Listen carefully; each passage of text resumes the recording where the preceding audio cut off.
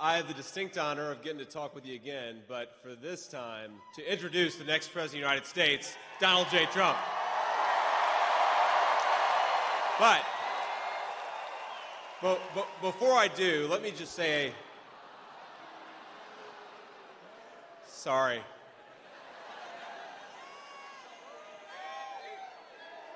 I had to screw with you a little bit, right? Let me...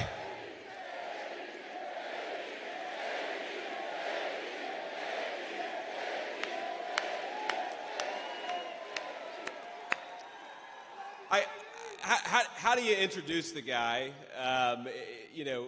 Pretty much everybody knows everything about him. They know he was a great president, and we want to make him president again. But what I thought I'd say is, what are the qualifications you need to be a good president? Well, number one, you need to love this country, right?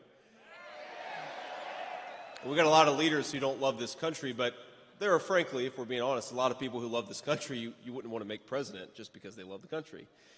You need something else. And when I wrote my convention speech, and I wrote it mostly myself, had some help from some friends, but I was looking at the history of President Trump's engagement with his country, and one of the things that jumped out at me is if you think about the biggest mistakes we've made as a country, the things that have hurt my home state of Ohio, this state, Michigan, the most, you kind of run through the list of things. I'd start with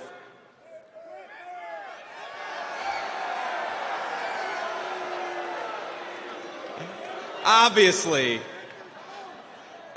Gretchen Whitmer's a problem. I'm talking about even further back than that.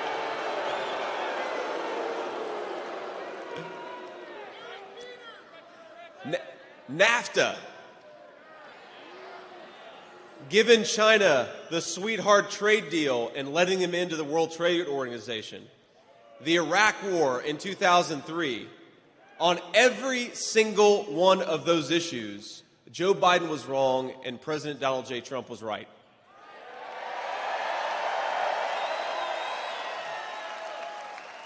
Even though he was a real estate developer in New York, he knew instinctively what this country needed and how to put the interests of the citizens of this country first. Now, we had a hell of a 4 years with President Donald J. Trump, didn't we?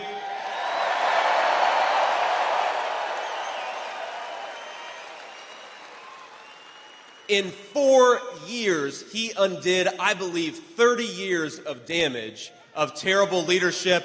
Are we ready to give him 4 more years? Are we ready to hear from the next President of the United States, President Donald J. Trump? Come on out, sir. And I'm proud to be an American, where at least I know I'm free. And I won't forget the men who died, who gave that right to me. And I gladly stand up next to you and defend her still today. 'Cause there ain't no doubt I love this land. God bless the USA.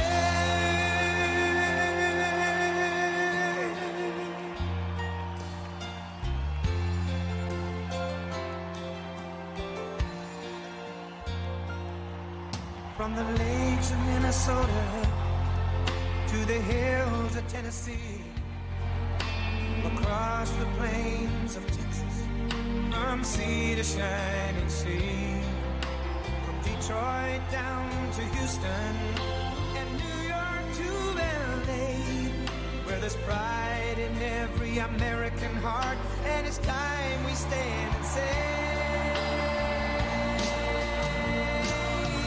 that I'm proud to be an American, where at least I know I'm free. And I won't forget the men who died, who gave that right to me. And I gladly stand up next to you and defend her still today.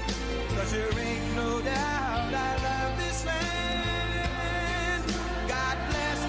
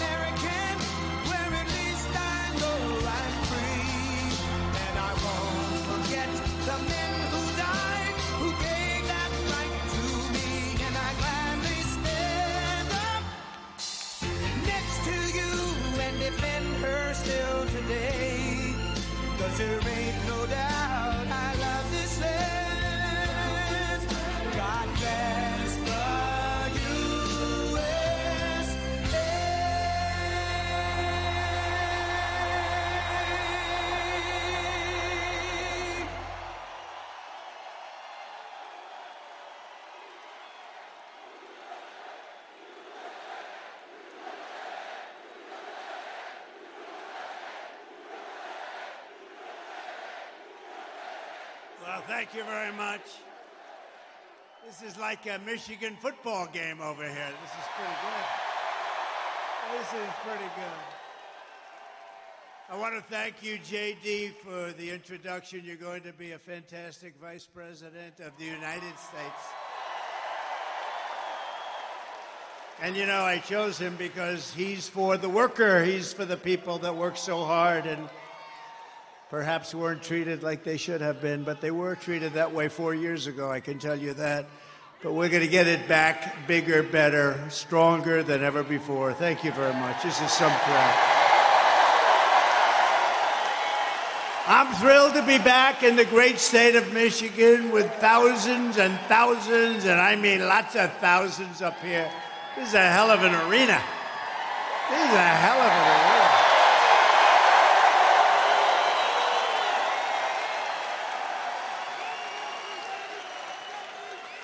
But you are the hardworking patriots that we love. You know, they have crowds of people outside. You're not even going to believe it. They go blocks and blocks. But let's forget about them, right? Let's forget about them.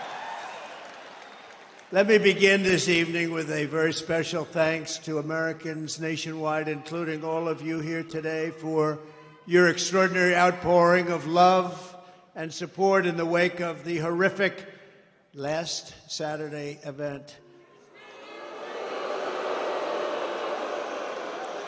And when you think of it, it was exactly 1 week ago today, almost to the hour, even to the minute.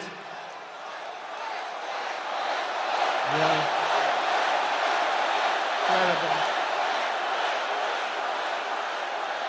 Incredible. What a day it was. As I said earlier this week, I stand before you only by the grace of Almighty God. That's true. I shouldn't be here. I shouldn't be here. Maybe JD or somebody else would be here, but I shouldn't be here right now. But something very special happened, let's face it. Something happened. I want to thank Butler Memorial Hospital in Pennsylvania for the incredible job they did and service they gave. And all of the great citizens of Butler, Pennsylvania, and the surrounding area, and everyone else for the job they did and the love that they showed us all. It was incredible, actually. What a time that was. What a time that was. Nobody's seen anything like it, and hopefully they never will again. And they had cameras blazing. I guess it was different in that way, too, because we were right in the middle. All those, see, look at all the news back there, and they were all blazing. They were going. No, they covered it fairly. They couldn't believe what they were seeing either. So you did cover it fairly. Let me also thank Congressman Ronnie Jackson from Texas. You know Congressman Ronnie Jackson, for the care and treatment he gave me as an outstanding doctor, which he is. He's really an amazing guy. Where's Ronnie? Doc Ronnie's here someplace.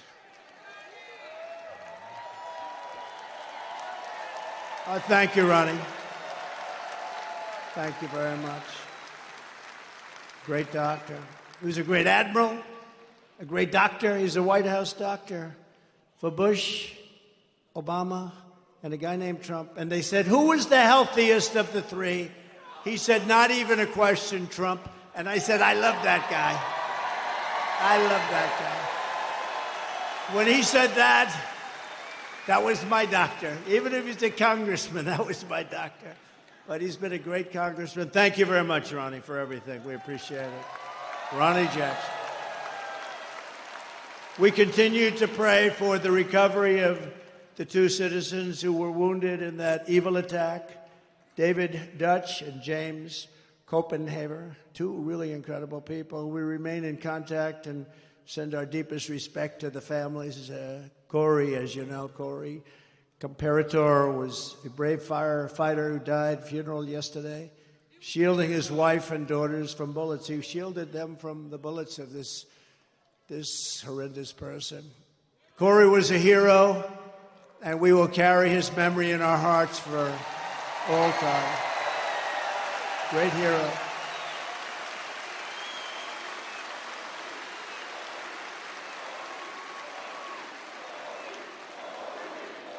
That's great. And he was a big Trumper, and we will never forget him, right? We're all together. We're all together. There's never been anything like what you witnessed the other day with the convention. I don't think there's ever been a convention where there was such unity and love. And even now I'll say it just for a second, the fake news even said it that way. I want to be nice. But the fake news reported it correctly. There's never been such unity, and everybody did a great job, and the speeches and everything. It was just an incredible event. And I'll tell you what, Milwaukee was a fantastic place. This was a beautiful arena, and they did a really great job. And Wisconsin is going to vote for us because we spent $250 million. And when they go into the voting booth, they're going to say, we love this guy Trump. He gave us $250 million with jobs, and they're going to vote. Wisconsin's a very important state, as we know. But they really did. Wisconsin did a great job. Milwaukee, they did a great job, and the arena was fantastic. And it was just love. It was like a big, beautiful 4-day love fest. There was no fight. You know, there was no fight, no screams, no shouting. No, get that guy off the platform. And in case there was, we had the Hulkster with us, right? How good was he? How good was the Hulkster? And Kid Rock called, he said, I want to get, you know, Kid Rock is big, and he wanted to get down, and he did an unbelievable job. He was great. But all of them, everybody. We had so many great people there. It was really an amazing thing to see, and it was really something I don't think there's ever been. A lot of people report. I think it's either party. There's never been anything like it. And now we have something coming up where they're going to go for the convention, and they have a couple of problems. Number one, they have no idea who their candidate is, and neither do we. That's a problem. But we'll see. Hopefully they get it worked out. Sort of interesting, this guy goes and he gets the votes, and now they want to take it away. That's democracy. They talk about democracy. Let's take it away from them. But now we go forward as one movement, and really we have a very special group of people, like the people here. You people built this country. It's one movement, and we're more united, determined than ever before. We've never been so determined. Bad things happened last time. We're not going to let them happen this time. Bad things happen. We will never stop working to deliver a magnificent future for our people, and together we will fight, right? And we will win. All right. Thank you.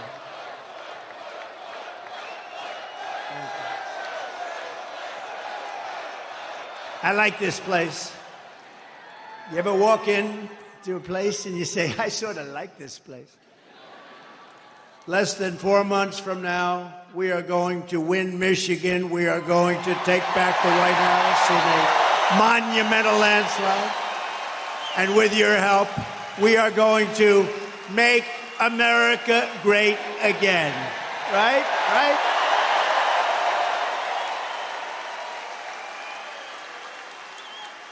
At our convention on just a little while ago in Milwaukee on Thursday, it was my tremendous honor to officially accept the Republican nomination for President of the United States. And I used to say it in 2016, and I meant it 100%, but I mean it even more now because this country has gone wrong. We're a failing nation. We're really a left-at failing nation right now. This will be the most important election in the history of our country. This is going to be the most important election. We cannot let it slip by. We cannot let people cheat. We cannot let this slip by, or we're not going to have a country. Because I do have other things I could be doing. It would be a lot easier. Although I'd rather be with you than sitting on some gorgeous beach watching boring waves coming in. No, I would rather be.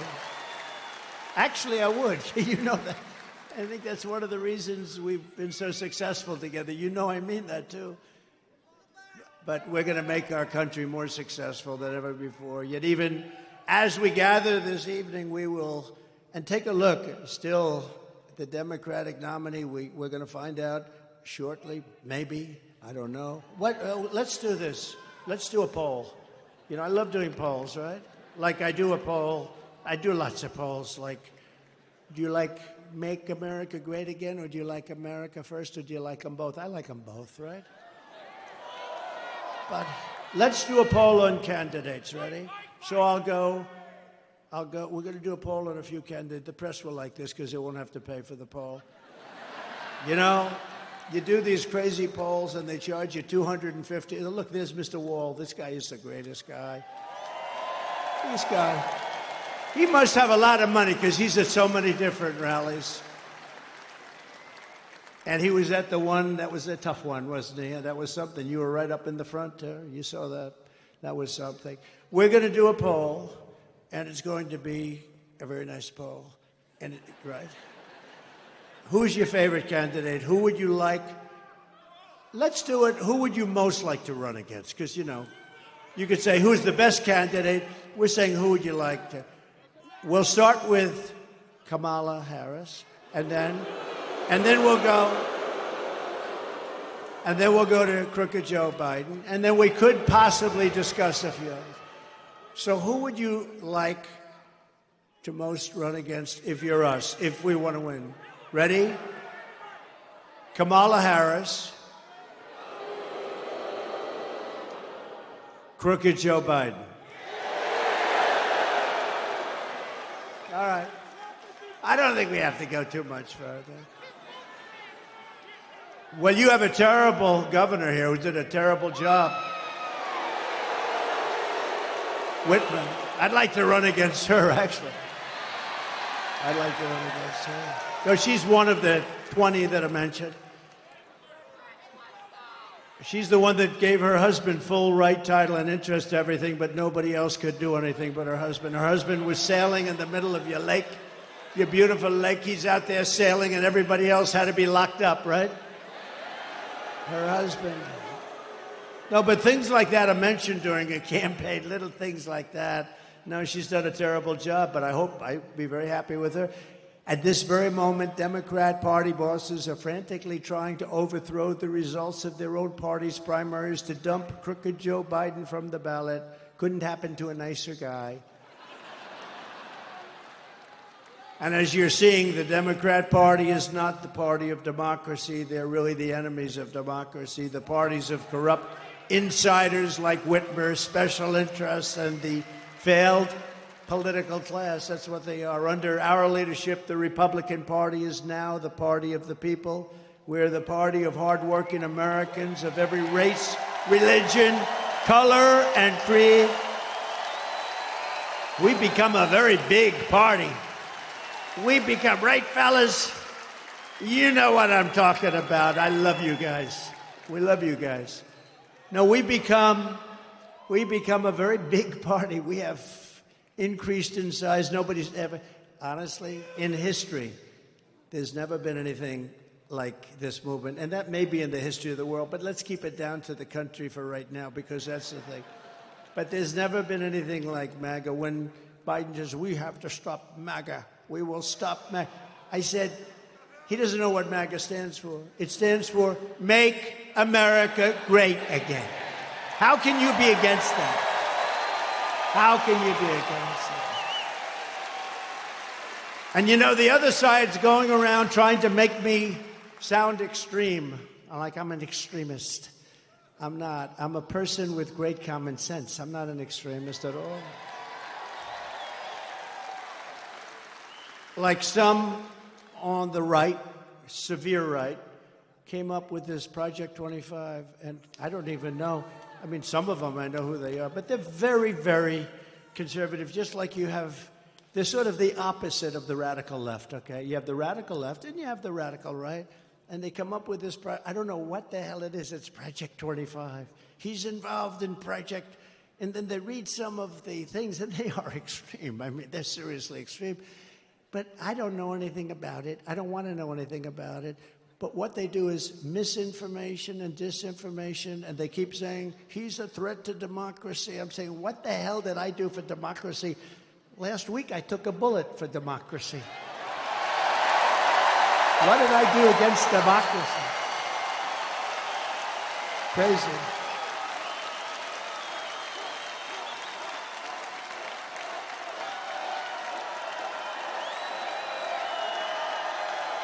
Hello, Chris. Here's our great campaign man. Chris, are you having a good time? Look at him. He's back there, cool as a cucumber. You know, so far they're giving us great credit for the best run campaign they've seen in years. Isn't that nice? Thank you, Susie. Thank you, Chris. Look how cool he is. Just sits there. Thanks, Eddie. Try doing it with another candidate sometime. That gets tough, right? Anyway, thank you very much. Great job, Chris, Susie, the whole group. We have a great group of people. They love this country. They want to save the country. That's what we're doing. With your vote in this election, the Trump-Vance administration, by the way, I made the right pick. He's so great. They were all good. They were all good, but he's really stepped up. But the Trump-Vance administration will begin rapidly reversing every single Biden-Harris disaster starting on day one. And when you vote for Biden, you're probably voting indirectly for Harris anyway, whether you like it or not. It's common sense. It's all common sense, right? We will end the inflation nightmare that you would have never had. We had no inflation. See, there's another thing. Biden always goes around, I inherited 9% inflation. And even the radical left reporters up there, look at all of them. Whoa, they have a lot. They have a lot of them. They have a lot of them. Look at those cameras. But they'll start turning off as soon as I start mentioning certain things. I'll say, the red light just went off. No, but actually the radical left reporters, of which there are quite a few, I can't believe it. I don't know why they'd have them.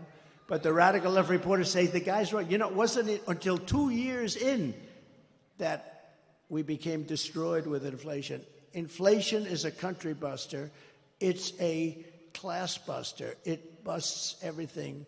Low income, middle income especially, and they get they're busted. The country gets busted. Look at Germany from centuries ago. Look at every country that's had inflation. And we had, I believe, the greatest inflation in the history of our country. They don't even report it properly because they leave the worst numbers out.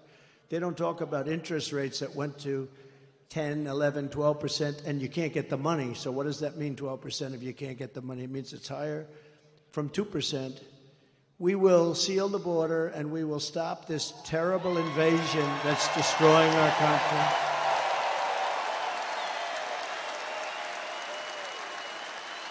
We will crush migrant crime. We're going to crush migrant crime. Oh, we have a new form of crime now. It's called migrant crime.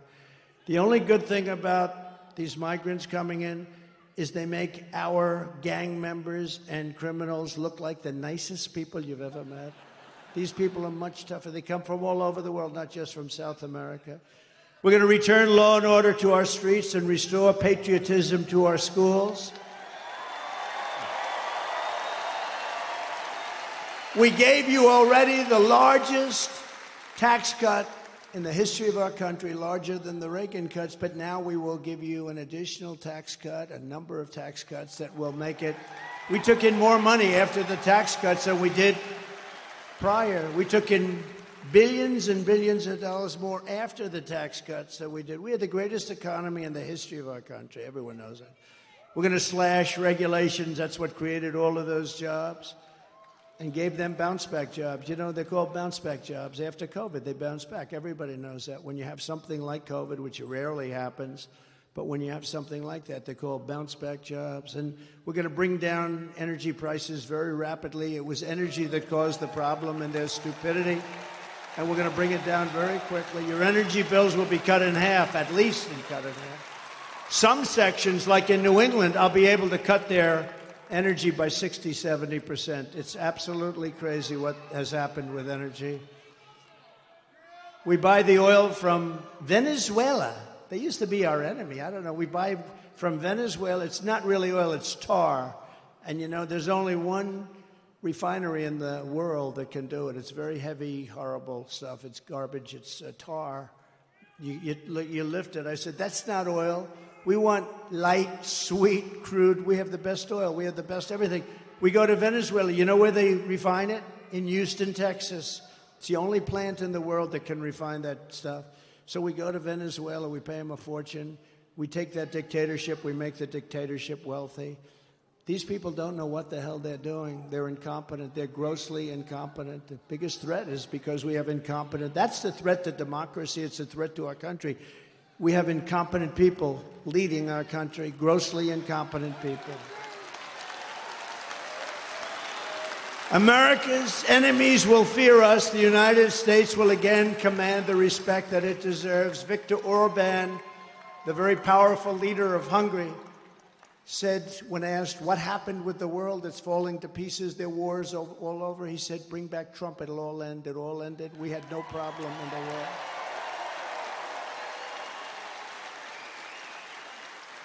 And something beautiful is going to happen because we will bring back the American dream, and it'll be bigger, better, and bolder than ever before. Right? And most importantly, for the people of this great state, you know, years ago, they gave me in Michigan the Man of the Year. That was long before I was a politician. I was a business guy. I did well. I liked the state, but I don't know. I heard Man of the Year, Michigan. I said, that's cool. That's good. I'm going to make that trip. I didn't know why they were giving it to me. Nothing, but they were giving it to me for, I guess, the fact that I employed a lot of people. I did real well. This is probably 14 years ago. And I came in and I said, why do you allow foreign countries like Mexico? You know, we think of them as friendly, but they haven't been too friendly lately. How about where they asked Biden to meet, just to meet? They want $2 billion to meet. They wouldn't ask that. See, they wouldn't even ask me that because I'd say, I will put 100% tariffs on everything you send into a country if you even think about asking. They want $2 billion to meet. In other words, we won't meet with you unless you pay us $2 billion. And this is every single year they want $2 billion. No, it works the opposite of that, the exact opposite. But, you know, when you see the things that are happening to our country, and all you have to do is know how to speak. When I watched the way our border was handled, we had the best border, the safest border, the border that saved my life. You know, I was pointing to an immigration border sign when I made this turn, and that thing went that way instead of that way. So I owe immigration my life. It's true. It's true.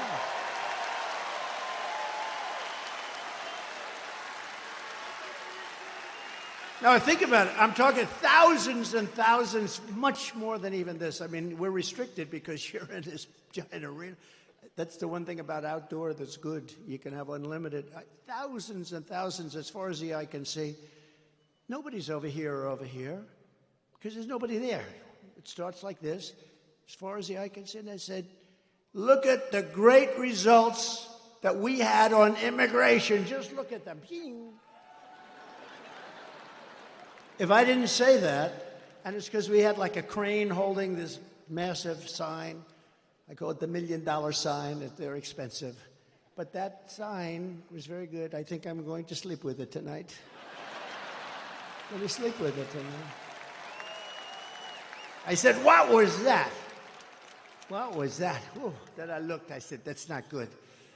That's not good.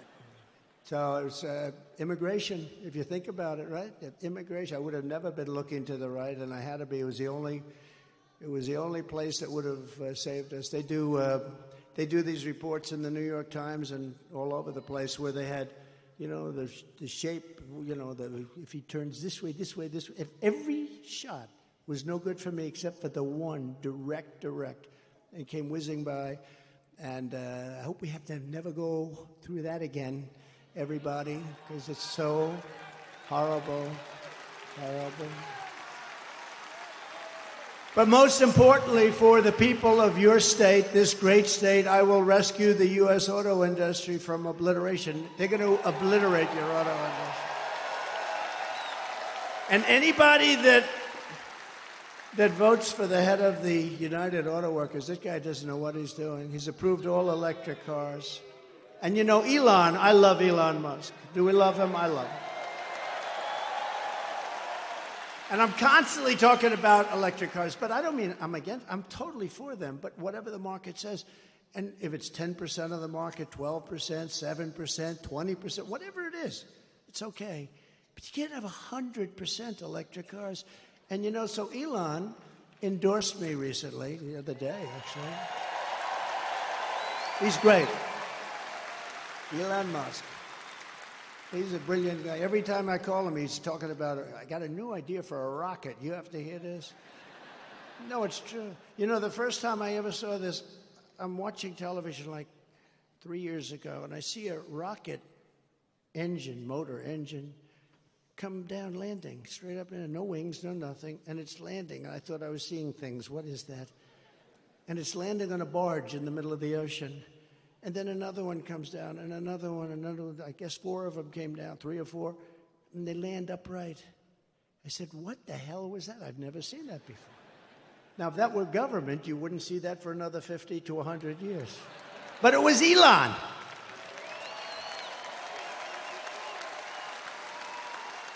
Now, think of that. And I called him, and I've always had a good relationship with him, but I called him, and I said, what was that? He said, well, we saved the engines. We saved the engines because it's very expensive to build. So, I mean, it didn't take me long to figure that if you save them, that's good. But who the hell thought you could do that? No wings, no nothing, just like these big, long, massive tubes, and they're landing gently right on the dot. I said, that's the coolest thing I've ever seen. And you say, how long would it take government to come up with that one? I don't think they ever heard of it. Perhaps they still haven't heard of it. But, you know, he's a very advanced person, and he's doing other things that are great, and so are others. We have to make life good for our smart people, you know? We have some smart people. We have to make life good for our smart people. And he's as smart as you get. But Elon endorsed me the other day, and I didn't even know this. He didn't even tell me about it. But he gives me $45 million a month. A month. Not 45 million. Gives me 45 million a month. And I talked to him just a little while ago to say I was coming here, how you doing? And he didn't even mention it. He didn't mention. I mean, other guys, they give you $2 and you got to take them to lunch. You got to wine them, dine them. No, he's a great guy, he really is. But, you know, he's never mentioned to me, why are you hitting the electric cars? Because he understands I'm not hitting it. I think it's incredible. I've had them. I've driven them. They're incredible. But they're not for everybody. Some people have to drive long distances.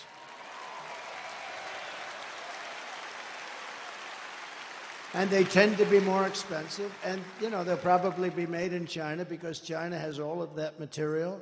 Oh, there's the guy that I stood up here. Are you the same guy, the same muscles? Look at that guy. Are you the same guy? Yes?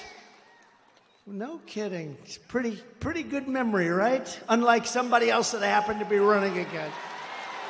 You wouldn't. Come on up here. Get up here.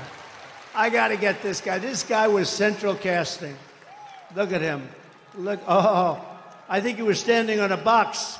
That was the only thing. I said, come on up here. Don't hurt yourself. Can you get him up? I like this guy. He's a serious union guy, a United Auto Workers. You look at him get over there. It's okay. He does not carry guns. He's not. Come on up here. Look at him. Look at his shape he's in. I'm glad to see you. I'm glad to see this guy.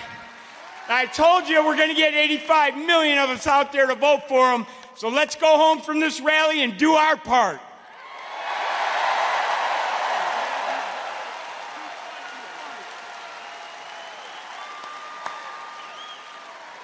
Look at the arms on him.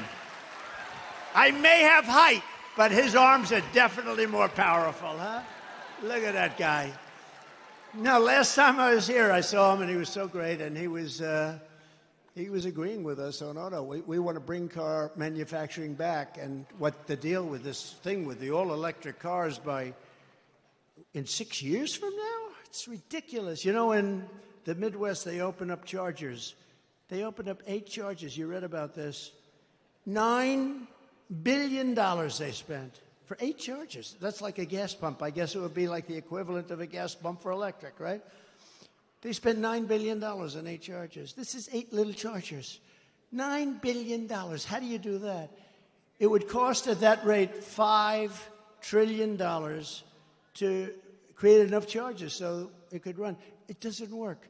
And it doesn't work the trucks either. I was with Swift, big Swift company. How many trucks are you on? 29,000, sir. 29,000? That's a lot of trucks. One of the biggest, I guess like the biggest. I think he's the biggest, right? And he said, they want to destroy our business. They want us to go all electric. I said, so what's wrong with electric? I said, if you take a big, beautiful, like Peterbilt or one of the great manufacturers, how many times would you have to stop from New York to Los Angeles? None, sir. We go right there. We have some left over. Really? That's with diesel. I said, what about if it's electric? We have 6 to 7 stops, about 3 hours each. So immediately he's saying, that's not working too well. He said, but there are other problems. He said, the truck is so much heavier that you'd have to rebuild every bridge in the country. That doesn't sound too good, right? And then the third thing, he said that the battery is so much bigger than a tank, a big tank for the diesel or for the gasoline, but the diesel mostly. It's so much bigger that most of our payload would be holding batteries. In other words, we wouldn't have any room for the product. So let's say you hear those 3 minor details. Typically, you would end the conversation, would say, that doesn't work. These people said, we don't care. We want you to go all electric. Can you believe these people? They're crazy. They're crazy. No, they're crazy. And they want boats to do the same thing. I was with in South Carolina, one of the biggest boat manufacturers of, smaller fishing boats from, let's say, 16 to 35 feet. And he said, we have a problem. They keep pushing, the beautiful outboard engines. You have Mercury and Evinrude, I guess they used to have. I don't know if they have it anymore. But those big, beautiful outboard engines they have, they work great. Or just interior engines run by a thing called gasoline. So he said they want us to figure out how to go all electric in a boat, right? All electric. I said, well, what is the problem? He said, we'd have to take the entire lower cabin where we have bedrooms, and we'd have to make that into a battery. But the bigger problem is, sir, it won't float because it's so heavy. It won't float. It won't float. And I always tell the story with, well, what would you do? Because, my uncle was a great professor at MIT for 41 years, I think. He's the longest-serving Dr. John Trump, she knows. He was great, very smart. We have a very smart family, actually. But he was a great guy, and I always saw I was very interested in this, but the press kills me all the time. They say, he keeps talking about sharks and this. I don't. I tell an analogy. If I'm in a boat, it's all electric, and it starts to sink. I asked a guy, do you get electrocuted sitting over this? And then I say, and I don't think there's anything wrong with this, do you? Because it's an analogy. I say, and if there's a shark about 10 yards away, right where they are, right where all the congressmen are, right over there, look at us. Well, they're sharks. They're sharks. If there's a shark about 10 yards away, do I get electrocuted or do I go with the shark? I said, because I will take electrocution all day long. Despite the environmentalists that say how wonderful sharks are. You ever hear these people? We had 3 killings by a shark this weekend, ripped people apart, and then you have the environmentalists going, well, they didn't mean to do it. They mistook them for a seal. They didn't want to hurt the child. No, I don't want that. Common sense, right? I mean, how about they catch a shark, vicious that they've been after, and they take him to a little deeper water and they put him back in? I wouldn't do that. Would anybody do that here? Let me ask you, this is Michigan.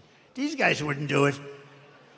But they always get on me. They say, why is he talking about electricity and sharks? What do they have? Well, they know exactly. It's sort of a cute little story. Do I take electrocution or do I take death by a shark?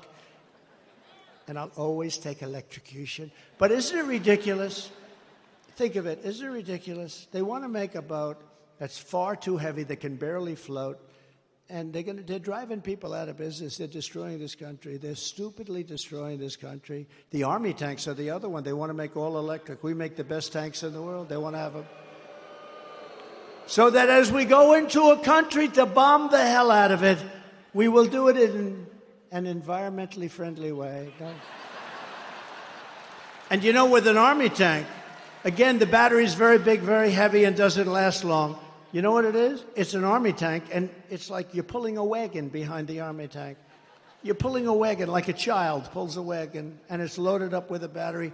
So we got to get back to common sense. The aircrafts, too. They want to make our jet fighters a biofuel jet fighter that shows 18% less efficiency. That's the difference between winning and losing a fight. And you know what happens? I say, I'm not doing it. And we ended all of that stuff. They brought it back. We will end it on day one. We're not going to be doing that stuff. Okay? In 4 short years under my leadership, I did more for Michigan auto workers and manufacturers than any president in the history of our country. And just as I promised, I withdrew from the Trans-Pacific Partnership, which would have totally destroyed your auto industry. I ended the disaster known as NAFTA. That was the worst trade deal ever made. That was the worst trade deal considered by him. That was so unfair to us with Mexico and Canada, the worst trade deal ever made, and replaced it with what they call the best trade deal ever made, the USMCA, Mexico and Canada. And I know it's good because Mexico and Canada are right now, as we speak, working like hell to try and renegotiate the deal. Don't do it, Biden. Well, he doesn't know what's going on. Don't do it. He's watching us now. He'll say, what's that trade deal they're talking about? Well, sir, they've been negotiating with us for about 2 years. I never heard of that negotiation. Where is Mexico anyway? Where is it? See, now the fake news will take the statement I just say, where is Mexico? And they'll put it on television. Trump didn't know where Mexico is. Oh, they do. They do. It's very dangerous.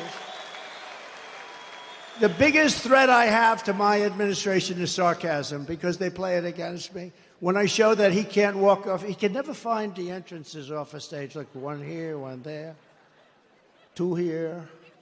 He could jump off the front, I guess. And whenever I imitate him, I called my wife. She's great. Our wife, she's great. Our great first lady. I said,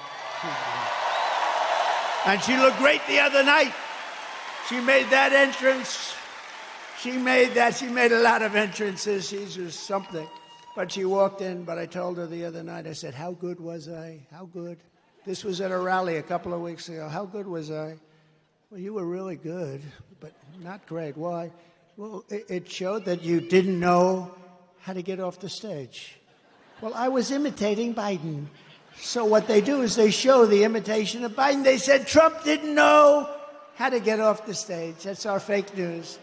So we have to be very careful. So I haven't done it in about 3 weeks. I'll do it again, but maybe not right now. It's too... Darling, you were great. I mean, I get these crowds, 50, 60, 70,000. In New Jersey, we're leading New Jersey by 4 points, by the way. We're leading Michigan by 6 points.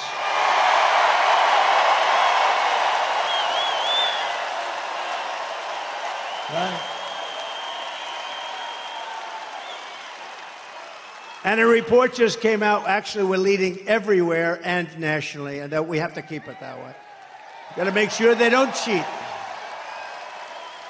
Got to make sure they don't cheat. I took on China like no administration in history, bringing hundreds of billions of dollars pouring into our treasury when no other president had gotten 10 cents. You know, China never gave us 10 cents. I got hundreds of billions of dollars from China. And I got along very well with President Xi. He's a great guy. He wrote me a beautiful note the other day when he heard about what happened. And he wrote me a beautiful... Most of the leaders do. You know, a lot of them didn't like what I was doing to them, but they also knew it was about time. The jig was up, right? It was about time. But they wrote me, almost all of them wrote me notes. It was nice. Now I have a good relationship with all of them. That's a good thing. You know, a lot of times the press would say he gets along with Kim Jong-un, North Korea. He has a lot of nuclear weapons. I got along with him great. You were never in danger with me as your president. It's a good thing to get along, not a bad thing. I used to tell him, why don't you do something else? All he wants to do is buy nuclear weapons and make them. I said, just relax, chill. You got enough. He got so much nuclear weapons, so much. I said, just relax. Let's go to a baseball game. I'll show you what a baseball. We'll go watch the Yankees, or we'll come watch Michigan at its home opener. Okay? How about that? Are you going to have a good team this year, I think, right? Pretty good. I heard good, but who the hell knows, right? Guy drops a pass, that's the end of that season. It's a risky business. I proudly imposed a 27.5 tariff on all Chinese auto imports to keep China and Chinese cars, keep them out of America.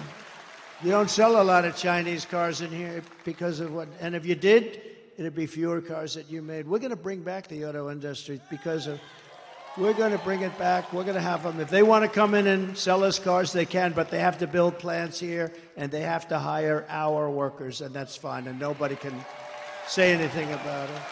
Under the radical Democrat policies, the U.S. auto industry is being decimated. You know, we lost 64% of our industry over the years, 64%. We were a giant, and now a lot of them made in Mexico. Mexico's taken 35% of the auto industry.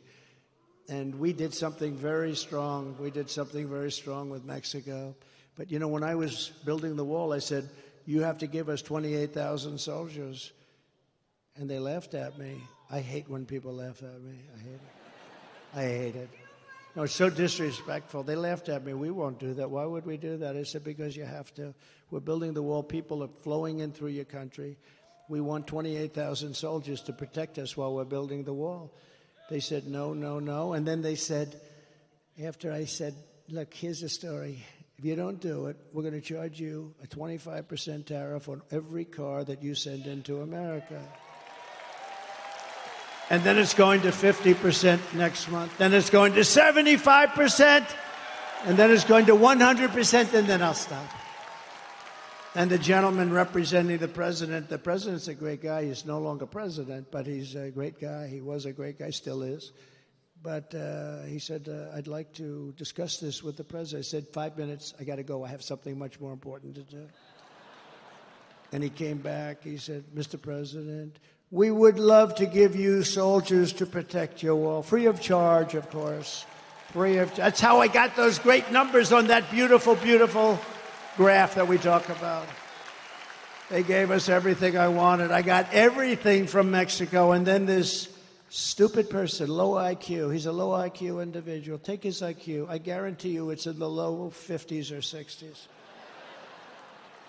And he's negotiating against Putin, President Xi of China, Macron of France, very smart guy. I told him he was going to do something very bad to our country. I said, that's okay, you can do it, but I'm going to put a 100% tariff on all wines and champagnes that come in from France. He said, no, no, no, Donald, you cannot do that. I said, I'm doing it. Donald, you cannot do that. That's not fair. He's going to charge our companies, American companies, 25% for doing nothing, for being in France. Big deal, right? Big deal. So I said, okay, that's all right. I'm charging you 100% tariff. I gave it to all my people, Mnuchin, all smart guys. They came back, sir, they won't do it. They won't budge. I said, they'll budge. I called them up. And I talked to the president of France, Emmanuel Macron. He's a nice guy. I said, but he's, he likes France. I like the USA. Does that make sense? I said, Emmanuel, it's so nice to talk to you. I understand you're going to charge our companies 25%, Emmanuel. Yes, Donald. It was approved by whoever the hell approves the parliament. Whatever the hell they have over there, they were going to approve it. It's been fully approved. Yes, I'm so sorry. I said, well, that's okay. You can have it approved, but here's the story. Starting tomorrow morning at 7 o'clock, every bottle of wine and every bottle of champagne that's shipped into the United States is going to have a 100% tariff on it. No, no, no, you cannot do that. That is not fair. I said, it's not fair for you to charge our companies 25%. He said, you cannot do it. I said, I'm signing the papers now. I will call you right back. Calls me back. Donald, we would be delighted, Mr. President, to take that tax off. We have decided to take it off. It'll be off by tonight, sir. It'll be off by tonight. And it was off. And it was off. You think Joe Biden does that? He doesn't know what the hell he's doing. Their policies are no good. Remember, whether it's Biden or anybody else, they want open borders. They want all the same stuff. So it's like, but he's in particular, he's pretty bad, I tell you. Can you imagine these killers, these are sharp. The press gets angry. They said, is President Xi of China, is he a smart man? I said, no, he's a brilliant man. He controls 1.4 billion people with an iron fist. He makes guys like Biden look like babies. They don't even know whether they're coming or going. Yes, he's... The next day headline, Trump calls him brilliant. How dare... No, okay. Let's say he's not a smart man. Okay, whatever makes you happy. No matter what you do. I say, he's a brilliant man. They went crazy because I called him brilliant. So I'm just going to have to say, he's okay. No, he's very smart. But and you know what else? He's a fierce person. Do you understand that? Some of the people here know that, what this means, especially some of the women, right? They know better than the men about fierce. I know the women. They know better than the men. They're more fierce than the men. Oh, her. But no, he's a fierce individual. He's a fierce man. Can you imagine when he meets this guy? He thinks Trump is playing a joke on him. He actually thinks there's some kind of that I'm playing a joke. He doesn't believe what happened. He doesn't believe the last election. He thinks I'm playing a joke on him. But can you imagine President Xi, Putin, all of them? They're all smart, tough. They love their country, or they want to do well with their country, whatever it is, all ideology. But we have to have somebody that can protect us. And Orban was right. We have to have somebody that can protect us. Right now, we have really low IQ people in there. And the president in particular, he has about a 70 IQ, and he's going against 210, and it never works out. It never works out. When I'm back in the White House,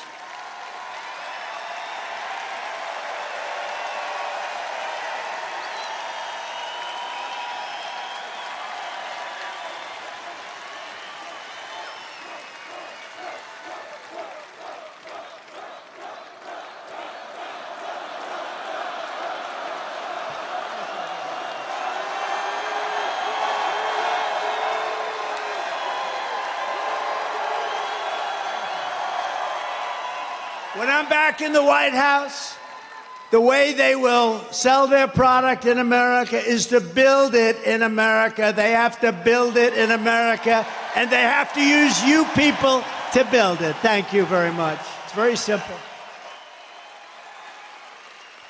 We will build American, buy American. We're going to hire American. We're going to get it going. We're going to get the auto industry back. It's ridiculous. I will revoke China's most favored nations trade. You know, they have a most favored nations trade status. They've had it for years. We had it revoked, and then we had that stupid election, that ridiculous election that everybody knows was ridiculous. But I will revoke it. They have a trade. They're saying we're just beginning. They're not just beginning. They're teaching our people too much. I will pass the Trump Reciprocal Trade Act, meaning if China charges us a 100 or 200% tariff or tax, we will charge them a 200% tax. Very simple. It's called reciprocal. They charge, we charge. It sort of says, I shouldn't say this, because, you know, Franklin Graham, I told the story the other night, Franklin Graham, he's such a wonderful guy. Billy Graham was his father, the greatest. My father used to take me to Yankee Stadium to watch Billy Graham. The place was packed, and he would get up and he would rant and rave, and you left there and you believed that it was God, in fact, that helped me last week. You would believe it if you listened to Billy Graham. And Franklin Graham is right, probably, but he wrote me a beautiful letter. He says, President Trump, I watch your speeches and your rallies all the time. I love your storytelling. There's nobody that can do it like you, but please, you're hurting yourself very badly. Don't use foul language. It made me feel bad, actually, because I don't use much. And if it is foul, it's not really foul. You know, there's really foul, and then there's a little off. Like some people they don't like the word hell. That's a bad word. You know, I mean, that's not good. Or the word bullshit they don't like, so I won't use it. No, it's true, but it's more descriptive. There's just no word to sort of. But he said, so please, so I've been really good, and for the last 4 or 5 times I've really been good, but you know, you lose a little something. But reciprocal trade, it basically means you screw us and we'll screw you. It's very simple. And I can't describe it. And I don't think it's foul, but he's probably right. To further protect Michigan auto workers, I will end the Biden-Harris electric vehicle mandate on day one. It's going to end on day one. And I will immediately terminate the Green New scam, and we're going to use that money to build roads and highways and bridges. Under Biden and the radical left Democrats, inflation is wiping out our middle class. Groceries are up 57%. Gasoline is up 69%. Mortgage rates have quadrupled. They've gone up 3, 4, 5 times. And they never include that in their stats, you know. They never include those things. They never include mortgage rates. And you can't get the money anyway, so what really is the number? And since Democrats took over, total household costs have increased by an average of $28,000 per family. Think of that. Under my leadership, we will throw out Bidenomics, and we will replace it very simply with MAGAnomics. MAGAnomics.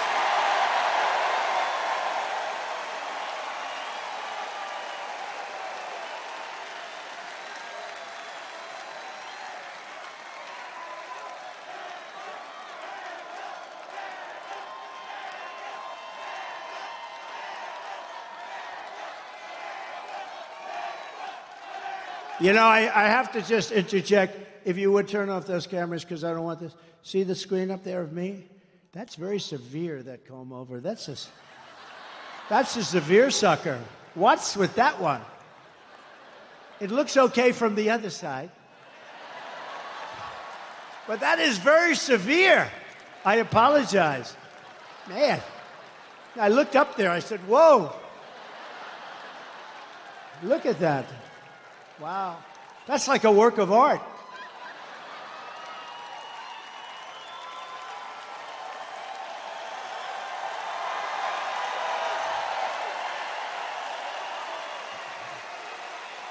Only look at that one. Don't look. That one looks. To bring down the prices of all goods, we will end the Biden-Harris war on American energy, and we will drill, baby, drill. We're going to start that day one. Under the Trump administration, we had energy independence, and soon we will have energy dominant.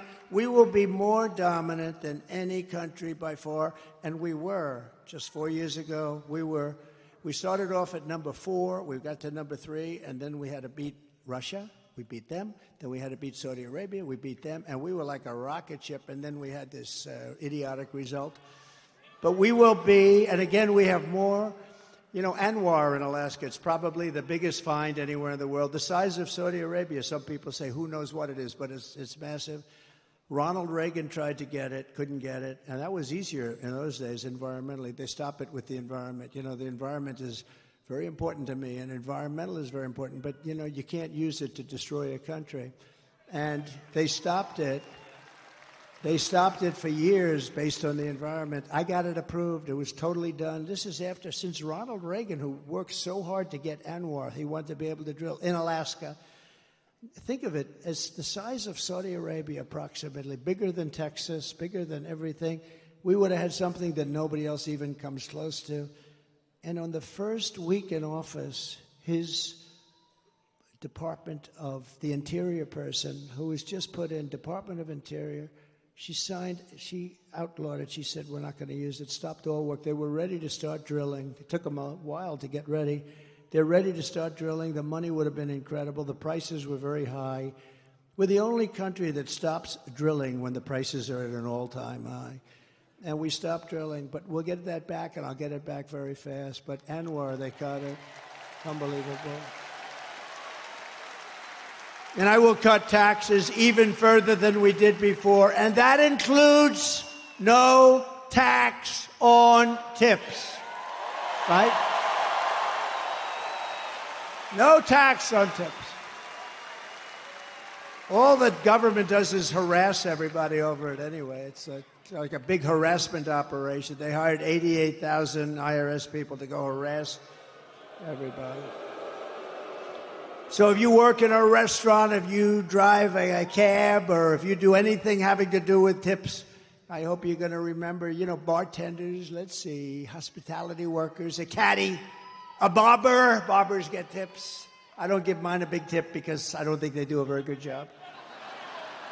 If you're a mover, a driver, or anyone else who relies on tips, the money is going to be 100% yours. You better go vote. If that doesn't get you out, if that doesn't get you off your ass to go out and vote for Trump, nothing will.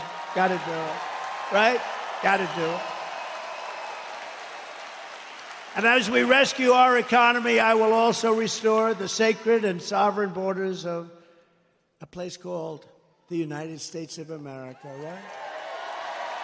United States of America. With Democrats in charge, the greatest invasion in history is taking place right now. This is an invasion of our country. You remember during the time I was trying to get the wall, and I was getting all sorts of assurances, and you couldn't get it from Congress. It was incredible. So I did get a lot of money for the military, so I put an extra $10 billion. I put a little fund, an extra $10 billion. I then called it an invasion of our country, and I took it out of the military, and I got it built. And now we're going to build it larger. We have to close up the areas that weren't built.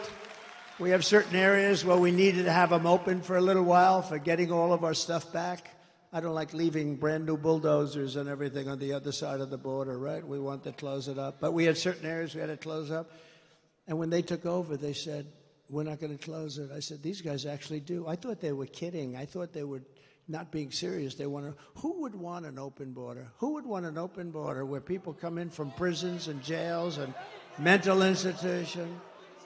Either people that don't love our country, stupid people. They're not stupid because anybody that can cheat that well in an election is not stupid.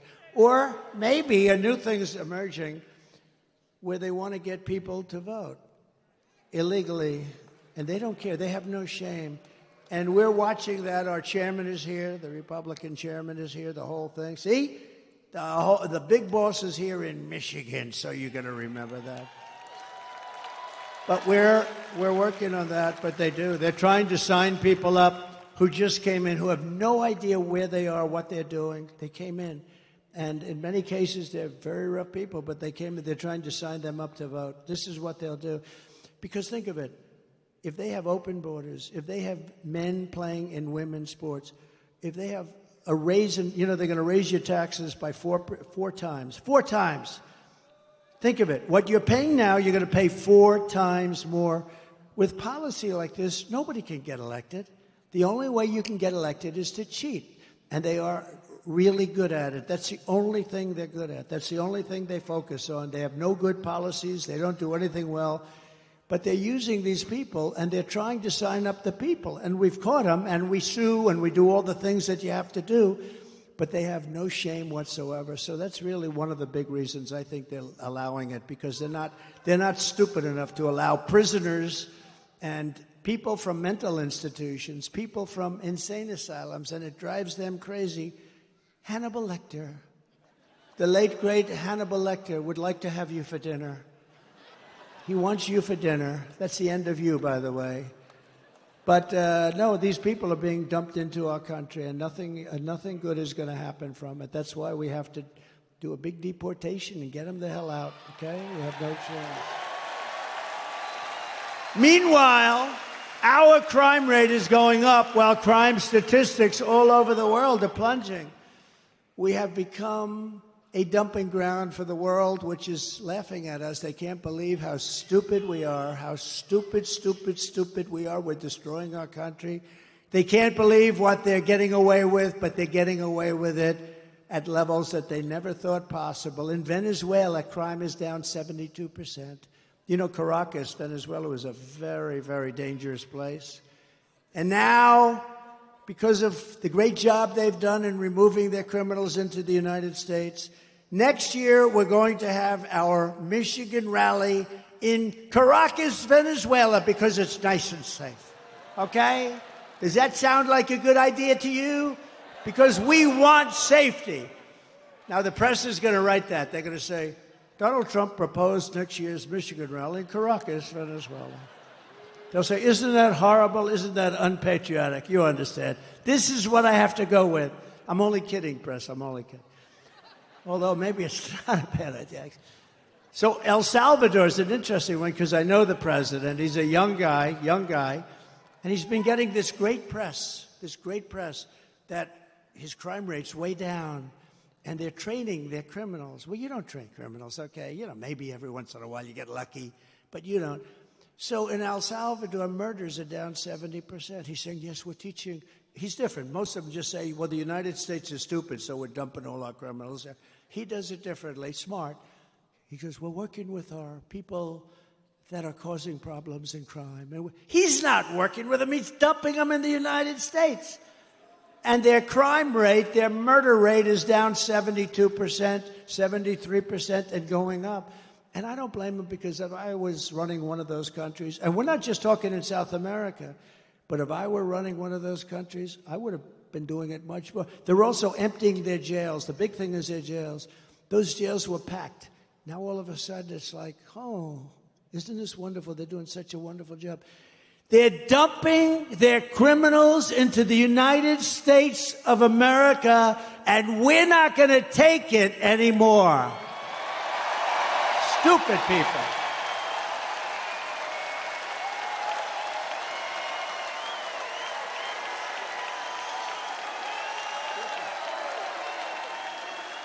You're not going to teach a criminal not to be a criminal. Not going to happen. And you don't have the time, you don't have the energy, because you have to do other things. That is why, as soon as I take the oath of office, we will begin the largest deportation operation in the history of our country, even larger than that of President Dwight D. Eisenhower many years ago. He was a big deportation person. Under the radical left Democrats, Michigan communities are being overrun with migrant crime. You know that better than anybody, right? Does everybody agree? It's being unbelievable. In Oakland County, criminal squads of illegal alien gang members are hiding in the trees and breaking into Michigan homes after dark, looting them for jewelry, purses. They're taking the women's purses right out of their bedrooms. Electronics, cash, they're stealing, they're robbing the houses. Earlier this year in Kent County. Does anybody live in Kent County here? Sounds good to me, but you're not going to like this. A sadistic illegal alien, of which there are many criminals, was sentenced for executing a 22-year-old Grand Rapids woman while she was in her car with her 1-year-old baby, shooting her at least 5 times with a rifle at point-blank range, while the killer was wanted on an outstanding warrant for attempted strangulation of another woman. When I return to the White House, we will stop the plunder, rape, slaughter, and destruction of our American suburbs, cities, and towns. We will shut down deadly sanctuary cities. We're not going to have them anymore. And we will shift massive portions of federal law enforcement to immigration enforcement. We're going to get the bad ones out. We're going to get them out immediately. It's not going to take long. We're going to rely on law enforcement, and we're going to give law enforcement back their dignity, respect, and power so they're allowed to protect you.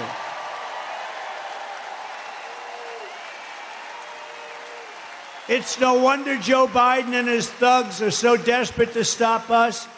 They know that we are the only ones who can stop them. We're the only ones. You know, we talk about Biden like he's a feeble old guy, and he is. But it's the people that surround him. I mean, he's perfect for them. This is the fascists and communists and some bad people surround him. I know just about all of them. I can tell you about all of them. Did you hear about our big victory in Florida last week? Did you hear? We won the big case. We're going to take down Trump.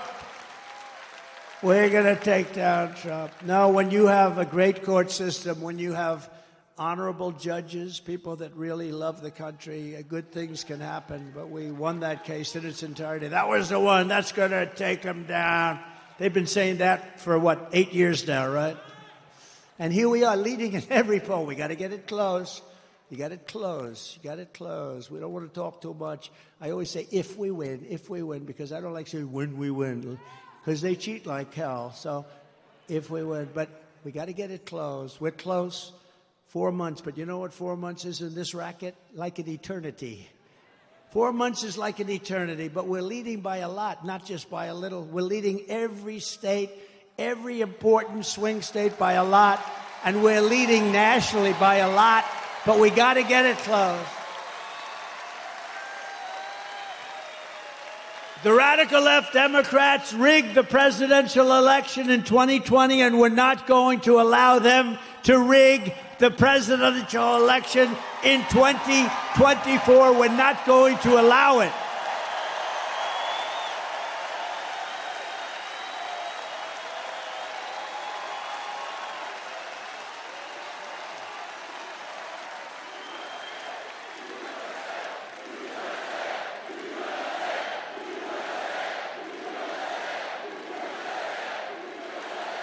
Every time the radical left Democrats, Marxists, communists, and fascists indict me, I consider it a great badge of honor. You know, I've been indicted more than the legendary Alphonse Capone, Scarface. He was a tough man. See that guy right there? Ultra MAGA. You're Ultra MAGA. He's tough as hell. But if Alphonse didn't like you, you would be in the foundation of a building rising someplace in your great state, right? He was not. He was a tough cookie, this guy. I got indicted more than Alphonse Capone. Think of it. My parents are looking down. I had wonderful parents. They never saw this for me. They never saw, let's see, I'm voting for, oh, I don't want to even read that one. Thank you. Thank you. I appreciate it. But I'm being indicted for you. Don't worry about these fake indictments. These aren't indictments. These are Biden indictments. These are a sick, weak, pathetic man who can't run an election. So he indicts his opponent thinking that's going to win. And in many cases it would. You know, third world countries do this a lot. Banana republics do it a lot. We've never done it. And we're going to teach them why they can never do it again. Because it's actually hard to believe. It's actually driven our poll numbers way up. And then we had the debate. Did anybody watch the debate? Poll. Who won the debate? Biden or Trump? Poll, free poll. I just saved $300,000. Isn't it something these pollsters, I have Tony Fabrizio and McLaughlin back there. I got to be careful. But I just saved $300,000 doing that poll. They interview 97 people have been interviewed. And Trump is leading by a little smidgen. I got 25,000 people here or something. They got so many people outside. I wish we could include them. I'd love to get them in. Would anybody like to leave now and let the other people come? That's not nice. Never forget, our enemies want to take away my freedom because I will never let them take away your freedom. They want to silence me because I will never let them silence you. And in the end, they're not after me, they're after you. I just happen to be standing in their way, and I always will. Right? I always will, fellas.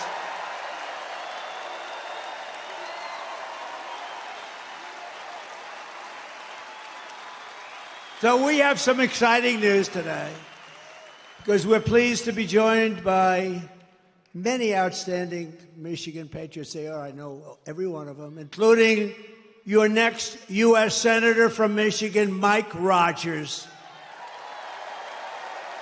And Mike, is just as adamant as me. He'll vote to stop the invasion, end inflation, halt the outsourcing of Michigan jobs, and bring back the auto industry. You are going to double or triple your auto industry within the next 3 years under Trump. Mark it down. Mark it down. Because we're not taking their cars. We want them to build the cars here, using you people to build them. Also with us is another good man who is running for Michigan Senate seat, Sandy Pensler. Do you know Sandy? So I have a big announcement to make then. Sandy has just announced that he would like to do something very important tonight. So you have Mike, who's a total pro, Sandy, who's a total pro. I'd like to ask both of them to come on up, and I'd like to have Sandy make a statement first. Thank you. Come on up, fellas.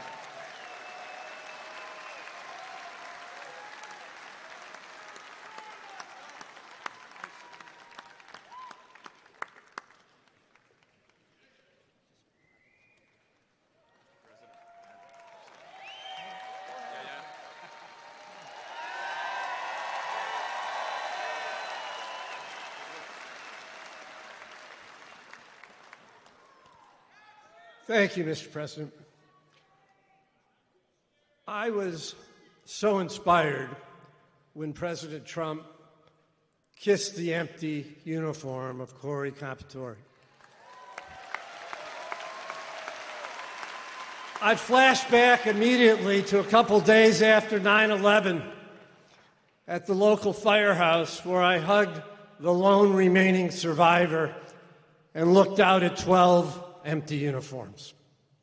Thank you for honoring all of them as well.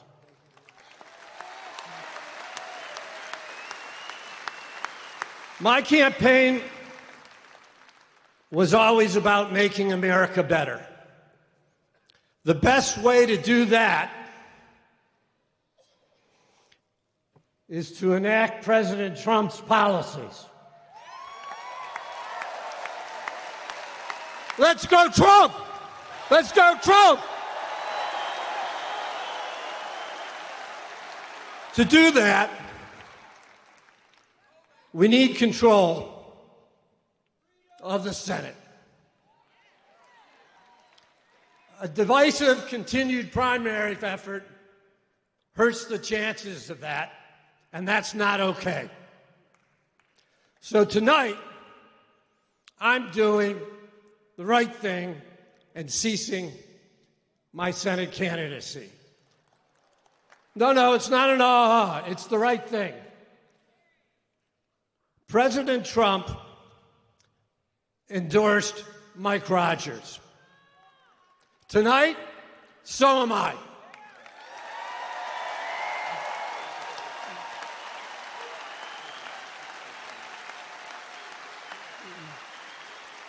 Mike's gonna make a heck of a senator.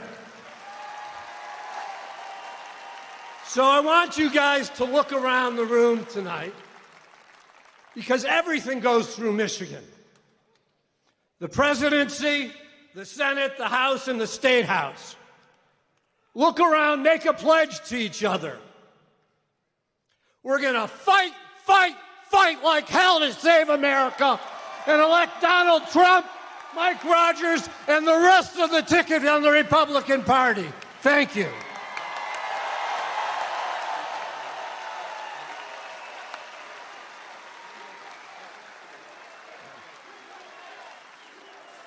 Thank you, Sandy. I am honored to have you stand with us and all Republicans to win the state of Michigan. Thank you for your courage. Thank you for your leadership. You're going to be an important voice going forward in our party in Michigan.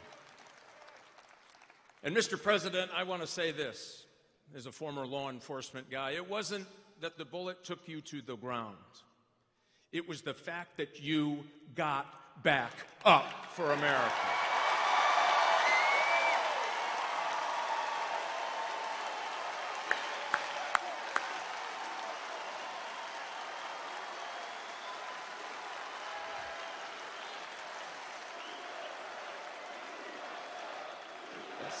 You bet.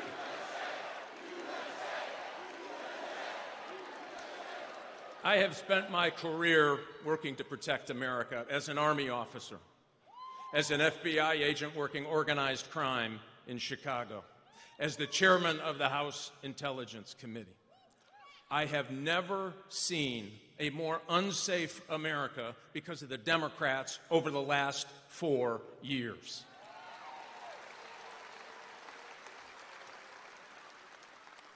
Here's the good news, Mr. President. You will have a partner in the United States Senate that will bring manufacturing back to Michigan. We are the arsenal of democracy. We will be again in this great state.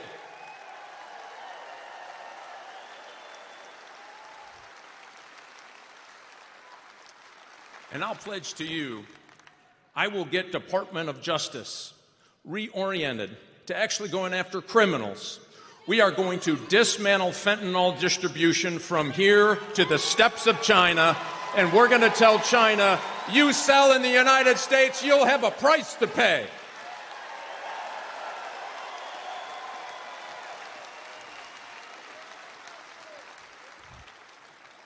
Mr. President, I'll guarantee you this as well.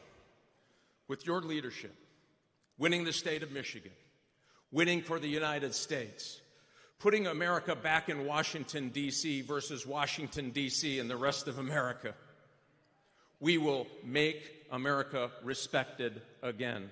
We will bring back law and order again. We will make America safe again. Let's flip the Senate. Let's elect Donald J. Trump and Mike Rogers to the Senate, and let's get busy. Thanks, Mr. President.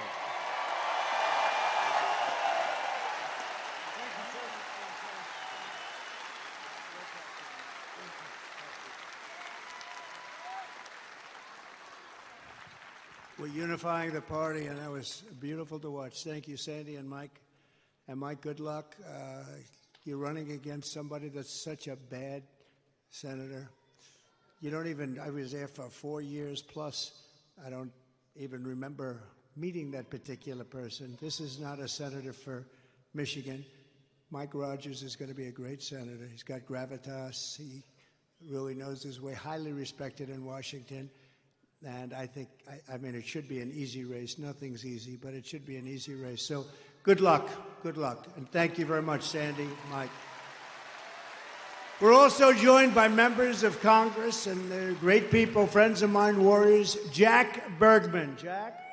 Thank you, Jack. Great job.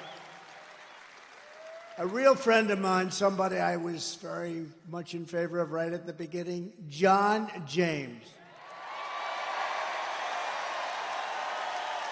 Thank you, John.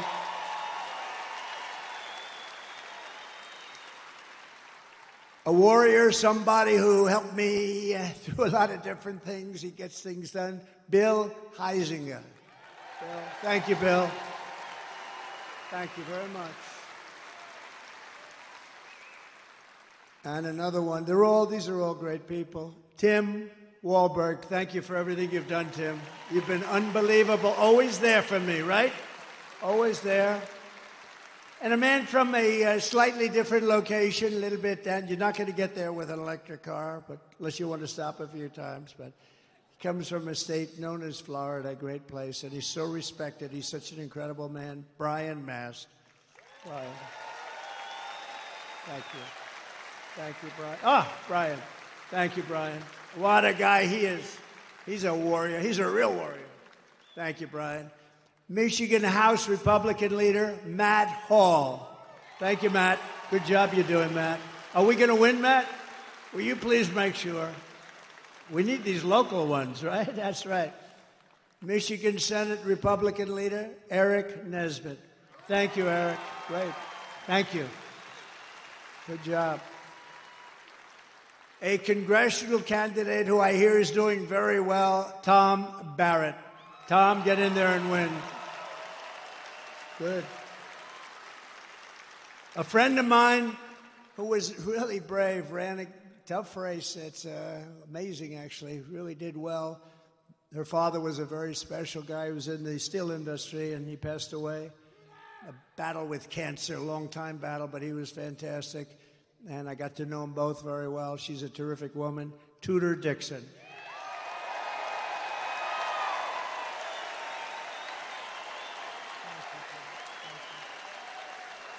Thank you, Tudor. Ambassador Joe Sella. Thank you, Joe. Good job you're doing, Joe. Very important person in this room, Michigan GOP chairman. Where are you? Okay. Pete Hoekstra. Oh, there he is. I fought like hell for him to take that job, right, Pete? I said, Pete, you got to do it. How are we doing, Pete? How are we doing? Huh? We're doing good. If you're in charge, he's going to win. He was a congressman, a really good one, respected. He left. I made him ambassador. He was a great ambassador. And I then said, Pete, you got to do it. He lives here. I said, you got to do it. And we appreciate you doing it. Both of you, thank you very much. We appreciate it very much. RNC chairman, he put on that show with a person named Lara Trump. How good is she? How good is she? She's unbelievable. She made a great speech. And her husband made a very good speech the other night, didn't he? Eric and Don. I don't want to talk about anyone else, only my kids, you know. But they all did well. Everybody did well, honestly. I do think Hulk Hogan, I thought he was incredible. I hadn't seen him in a while.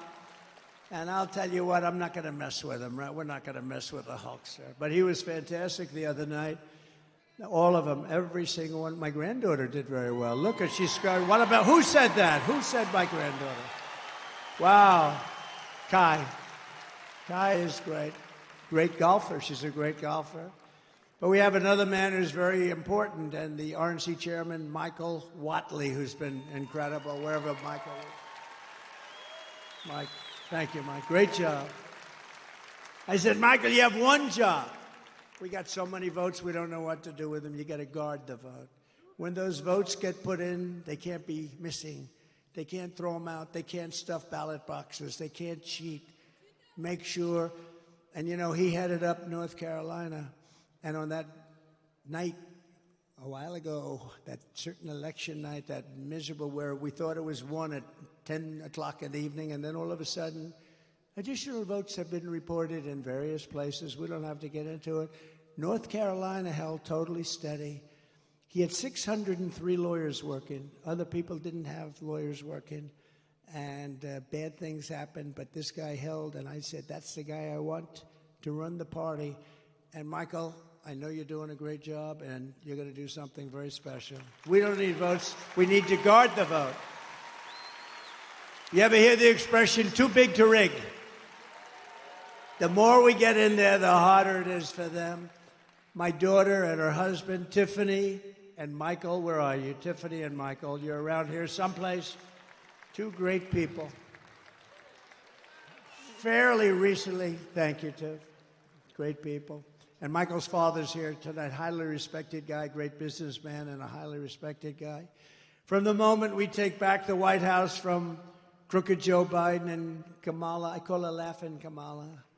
You ever watch her laugh? She's crazy.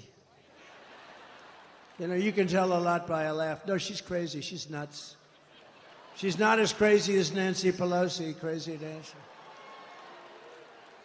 Did you see Nancy Pelosi is selling out Biden now? Did you see? She turned on him like a dog. Well, I don't know if he should continue. All of a sudden, where did that come from?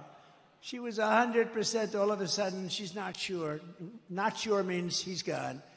But no, she's crazy as a bedbug. She's a crazy person. I believe we're going to have the 4 greatest years in the history of our country. I believe that.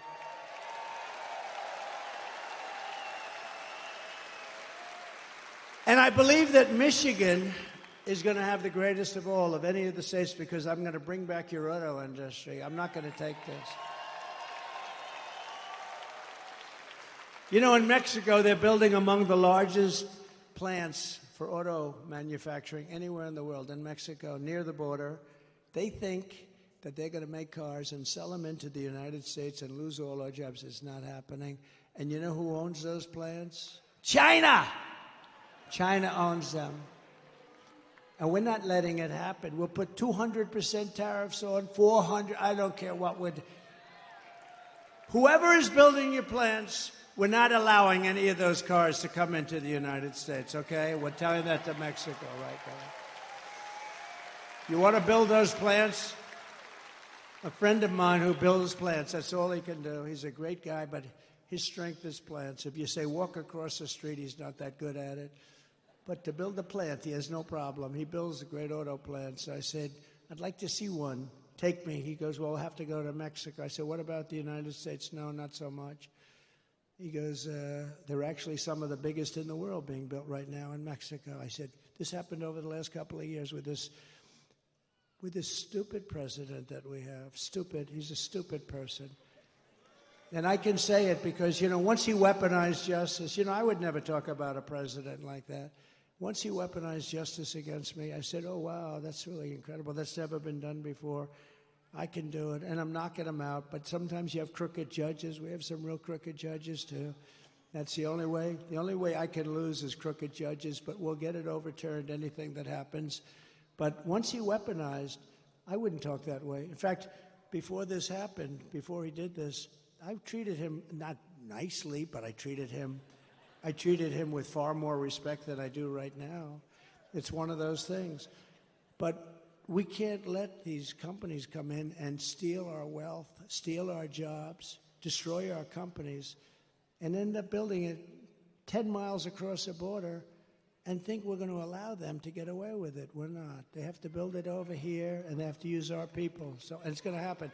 And Michigan will benefit more than any state in the union because they stole your auto industry, and we're going to bring it back, and it's going to be at a level that it was in its height. Okay? You hear that, John James? You hear that?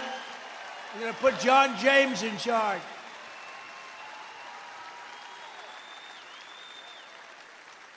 And the amazing thing, it's not even hard to do. It's not even hard. It's so crazy. If you want to build something in China, you're building it here and you send it over there. We don't want it. They'll charge you like 250% tariff. We don't want it. Then you get an invite. Build your plant over here. So these companies, they go over there. Harley-Davidson did it in India. They couldn't sell. They had a 200% tariff on motorbikes. I had them in the office in the White House, the Oval Office, and the head of Harley-Davidson. I was disappointed in that, actually. We were talking about it. I was telling them the problems, and I was going to help them out. But I said, how are you doing in India? No good. Why? We have a 200% tariff. In other words, if we sell a bike, they have like this massive tariff. And I said, well, if you have a 200% tariff, that means you're not going to be able to sell any. But they invited them over to build a plant, and Harley-Davidson went, and I guess they're building the plant or built it or something.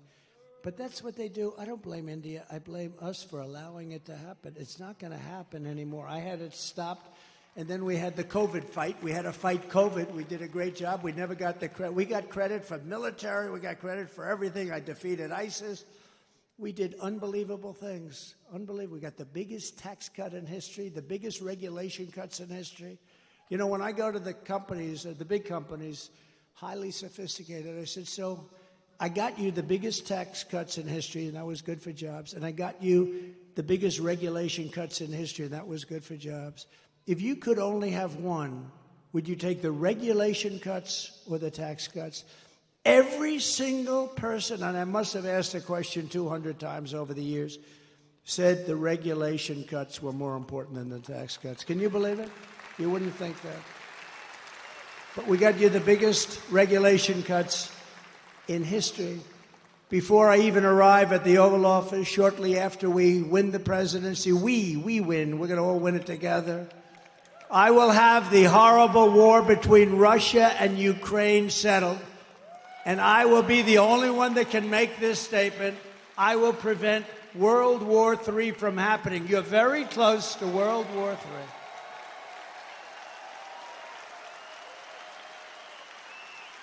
If I was president, the Afghanistan disaster, which probably caused Putin to go in, and by the way, he wouldn't have gone in with me. He would have never gone in with me. And he didn't. And by the way, he didn't. But the Afghanistan disaster, not the fact we're getting out. I was getting out. After 21 years, you get the hell out. But I would have kept Bagram. It's 1 hour away from where China makes its nuclear weapons. We gave it to them so stupidly. It's one of the biggest airfields in the world. We built it many years ago for billions of dollars. We were going to keep that. We were going to man it, keep it. Think of it, 1 hour away. You know who has it now? China has it now. How stupid are we? Should have kept that. And you know the lift? The lift should have been done at Bagram, not their little local airport where they had riots all over the place, and then the bombs started going, killing 13 of our great people, obliterating, I heard the number this morning, 47. That's maybe the right number because we're looking at 47, you know that, right? Obliterated 47 great young Americans, their legs gone, their arms gone, their face just wiped out. And hundreds of people besides, hundreds of people. The worst catastrophe, the worst, most embarrassing disaster, I think, ever that happened ever in this country. And because of that, I think Putin looked at that, the incompetence, the stupidness of Milley and these guys that don't know what the hell they're doing. And he looked at it and he said, this is a great time to go into Ukraine. But he would have never done it with me. If I was president, the Afghan disaster would have never happened. Ukraine would have never happened. And October 7th, the attack on Israel would have never happened. Remember, Iran was broke. Iran had no money. They were broke. Now they have $250 billion. But we'll get along with Iran. We'll get along with whoever we have to get along with, but it would have never happened. All of the things, and you know what wouldn't have happened? Inflation wouldn't have happened because I had energy low. Inflation was caused by energy going up twice. I will restore a thing called peace through strength. That's what we have. Remember, I'm the only president in 80 years that I started no new wars. I finished some. Totally defeated the ISIS caliphate. In my next term, we will build a great Iron Dome missile defense shield over our country, a dome the likes of which has not been seen. And it will be entirely built in the USA, and much of it will be built right here in Michigan. Why shouldn't we have the same protection that other countries have built? Why shouldn't we have the same protection that Israel has and that other countries have? And Ronald Reagan wanted to do this many years ago, but honestly, we didn't have the technology. Now we do. 301 missiles were shot at Israel, and almost every one of them was knocked out of the sky. It's an unbelievable technology. And it's our technology, and we're going to use it for our country, and we're going to be a lot safer than not having it. The Iron Dome, we're going to build the great Iron Dome, the latest and the greatest, and much is going to be made right here in Michigan, as you can imagine. And we will not cut one penny from Social Security or Medicare. And they are really, you know, they want to raise the retirement age. Biden wants to raise the retirement age and they're going to. You know why? All of these immigrants coming in, they're trying to put them onto Medicare and Social Security. So not only do they want them to vote, they want to destroy Social Security and Medicare. It's not going to happen, and we're not raising your age. One day, he's going to destroy. First of all, he doesn't have any idea what the hell he's doing. But I kept that promise 4 years ago. Remember, they said, he'll come in and raise Social Security. I went through 4 years. It was never even a topic that was allowed to be discussed. Because we have, between the liquid gold under our feet and all of the other things and the growth mechanism that we have in this country, we don't have to cut Social Security, which people have earned, and we're never going to cut it. And when you hear that stupid guy, that low IQ guy, get up and say, I inherited 9% inflation. False. He inherited 1.4, but really nothing. And when he says, he's going to raise Social Security, no, false. He's going to raise it because he's stupid. That's why he's going to raise it. Don't believe it. They have this line where it goes one after the other. But one thing, it's very simple. They're going to raise your taxes 4 times, and that's there because they don't want to renew the tax cuts that I gave. It's approximately a 4 times increase, and they don't want to renew them. But you can't believe these people when they get up. Biden and I watched Camilla the other day, brilliantly put on Fox. I don't know why Fox does it. Please, Fox, will you please get smart? Will you please get smart? And she's ranting, he is going to destroy Social Security. He's going to destroy Medicare. He's going to destroy this. I mean, just made up. It's just sound bites. It's disinformation. That's the other thing they're good at. They say anything they want to say. I am going to protect your Social Security. We're not going to be raising the number of years. We're not going to raise it by 1 day, let alone 1 year or 5 years or 10 years like some stupid people want to do. We're going to grow our country. It's going to be growth. And it's going to be using the assets and resources that we have, much of it right under the ground. We're going to rebuild our cities into beacons of hope, safety, and beauty better than they have ever been before. We're going to have to work with the Democrat governors and mayors on that. But our cities are just horribly run. And then we have our capital, our beautiful capital in Washington, D.C. We're going to take it over. We're going to clean it up. We're going to renovate it. We're going to rebuild it. We're going to make our capital the most beautiful anywhere in the world. We're going to get rid of the nightmare of murder and crime. And it will become the most beautiful capital anywhere in the world once again, but far more beautiful than it was before. And when you want to go from Michigan to see the Washington Monument, yes, we're keeping the name Washington. We're not changing the name. Or the Jefferson Memorial, where there's a big move to change the name. We're not changing the name. Remember when they were knocking down statues and I was president, and I found an old bill, and I reenacted the old bill. Anybody touching, knocking down, or even trying to harm any of our great statues or monuments goes to jail for a 10-year period with no commutation and no shortening of the sentence. And it was a beautiful sight as we watched everybody leave town. They left town so quickly. They left town. We said, bye, everybody. No, we have to meet people that have evil intentions. They wanted to knock down the Jefferson. If I didn't get the military out to save the Jefferson Memorial, they would have done a job. But I found this old law that today we're almost incapable of producing things like that. 10 years, and there's nothing like good behavior, and you get out in 2 days. It's 10 years in jail if you touch our monuments, if you even try to knock them down. I had a news conference, I signed it, and everybody left town. It was a beautiful thing to do. We're not doing it.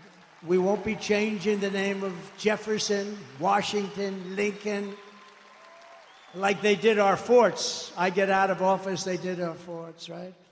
We won 2 world wars of those forts, and now they have different names, many of them. Fort Bragg, and the people that live next to Fort Bragg are not happy. They're not happy. They changed the name.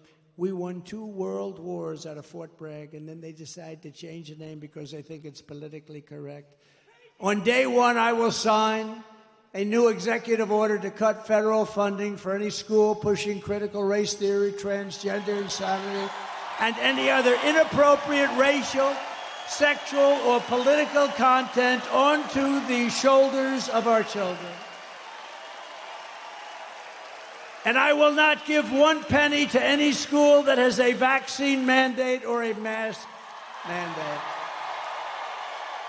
And I will keep men immediately, day 1, out of women's sports. And I will fully uphold our very important but under siege Second Amendment, as I did for 4 years. And I got the full endorsement from the NRA. You saw that. They gave us their full, strongest endorsement. No, for 4 years I protected, and it was not that easy to do. We will protect innocent life, and we will restore free speech, and I will secure our elections. Our goal will be 1-day voting with paper ballots, proof of citizenship, and voter ID. It's very simple. But until then, Republicans must win. We have to win, win, win, win, win. We want a landslide that is too big to rig. I said it before. I'll say it 100, 200, 300 times before that very spectacular date. But, remember, November 5th is not really the date. It starts in early September, North Carolina and some others, because now we have these ridiculous laws where you can vote before the election, after the election. We got to have 1-day voting, 1-day voting. What happened to those ballots that were over there last week? Oh, sir, we moved them around a little bit. Oh, really? I mean, think of it. You vote 2 months early. Nobody knows what the hell's going on. Where are all the ballots that happened? Why are they using a shovel? They're shoveling off. You ever see what goes on? Take a look at what happened in Georgia. They're shoveling ballots into wheelbarrows, moving them around. If you took the 10 worst presidents in the history of the United States and added them up, they would not have done near the destruction to our country as Joe Biden and his horrible Biden administration have done. They're destroying our country. They are destroying our country. And, you know, we get up and we have levity, we have laughter, but honestly, there's really nothing funny about it. They got millions and millions of people, many of whom are criminals and terrorists, flowing through, and people from mental institutions flowing through into our country totally unchecked. And they moved many of them into hotels. Some of them are luxury hotels. Hotel owners are making a fortune. They're destroying their hotel in a certain way, but they're making a fortune. And our military is living on the street with nothing. And yet they're putting these people into luxury hotels. So if you want to save America, get your friends, get your family, get everyone you know and vote. You got to vote early, vote absentee. I don't care how you vote. You know, they all say, oh, sir, we have to vote early. Well, you know, a lot of times you vote early, that's gone. You got to vote, and you got to follow your vote. Make sure it doesn't get canceled out. You can do it. Vote on election day. I don't care how you vote. You've got to vote. Vote early if you want. Everyone's saying vote early. I don't. Look, you got to vote, and you got to get out and vote. You got to protect your vote. That's what Michael's doing. He did it better than anybody else in the country in North Carolina. That stayed right here when Georgia went down, when Pennsylvania went down. It stayed right there. All of a sudden, in certain states, they found all these votes. A totally rigged election. We're never going to let it happen again, because this time if it happens, we're not going to have a country. We won't have even a semblance of a country left. And if you want to help us ensure election integrity, sign up. It's called protectthevote.com. Protectthevote.com. Sign up.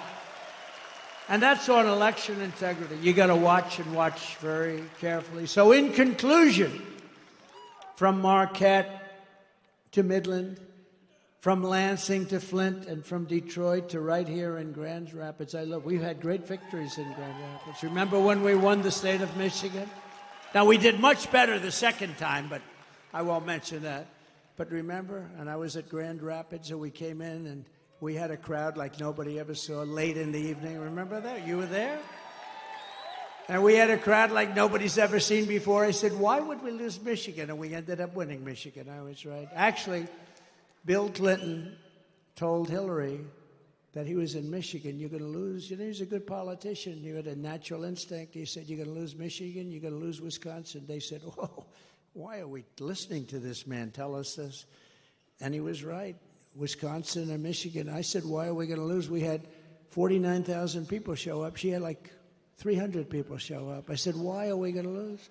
And we won. We won Michigan. And then we did much better the second time, but bad things happened. We're not going to let that happen anymore. We stand on the shoulders of the brave Michigan patriots and tough Michigan workers who manned the first assembly lines. You remember that? Does anybody remember that? It's a long time ago. Anybody remembers that? They're extremely old. Is there anybody that wants to admit? They revolutionized industries and turned this state into a manufacturing powerhouse like no other. And we're going to bring it back. And we're going to bring it back. I'm not talking about lots of other industries. I'm talking about the auto industry because it's such a big industry. I can say we're going to bring back cement. We're going to bring back all sorts. I'm just talking very simple. It's so simple. It's going to happen so fast. You're going to be at a level as though you were from 30, 40 years ago. You're going to manufacture cars again at a level that you haven't seen in many, many decades. You probably have to get rid of this fool, this stupid idiot representing the United Auto Workers, because he sells the auto. You know, I'm much more popular than anybody with the auto workers. We're going to get 95% of their vote. But they have a guy that, I mean, he pushes the electric mandate, and they're going to be made in China. They got to get rid of that guy. He's bad news. Your Michigan ancestors gave us Motown, the Mustang, and the might of the American Midwest. And it really is a might. They forged the steel, laid the railroads, tilled the fields, fought the battles, and won the victories that made America into the greatest and most powerful nation in the history of the world. That's true. It was the most powerful.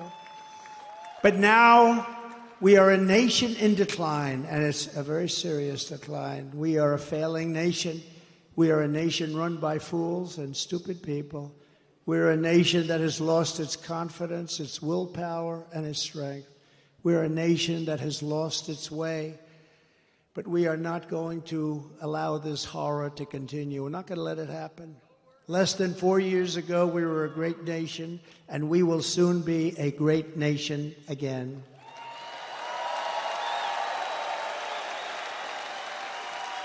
With the right leadership, every disaster crooked Joe Biden has created can be fixed, and very, very quickly. Every problem can be solved, and every wrong can be rectified. By this time next year, America's borders will be strong, sealed, and secure. Very easily. Get ready, Tom Homan. Inflation will be in full retreat. Our economy will be roaring back. Optimism will be surging. You will have your confidence back. We don't have any confidence.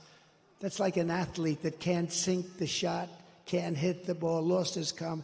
We're going to have you hitting the ball again. We're going to have you playing at the top of your game. The American dream will be thriving again for citizens of every race, religion, color, and creed. Law and justice will reign all throughout our land. Freedom will be restored. The flame of liberty will be burning bright.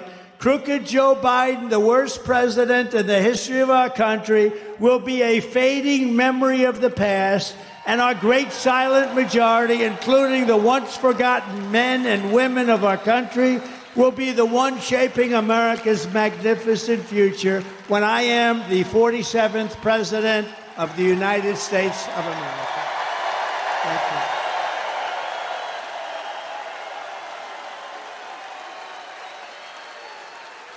Because we are all Americans, and together we will show November 5th to be the most important day in the history of America. It will be the most important day. And when we turn it, our country's going to be great again. And if we don't turn it, our country is finished. You know it, and I know it, and everybody knows it. We are one movement, one people, one family, and one glorious nation under God.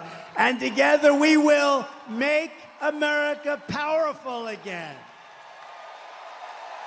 We will make America wealthy again. We will make America strong again. We will make America proud again. We will make America safe again. And we will make America great again. Thank you very much. Thank you, Michigan. Thank you very, very much. Thank you.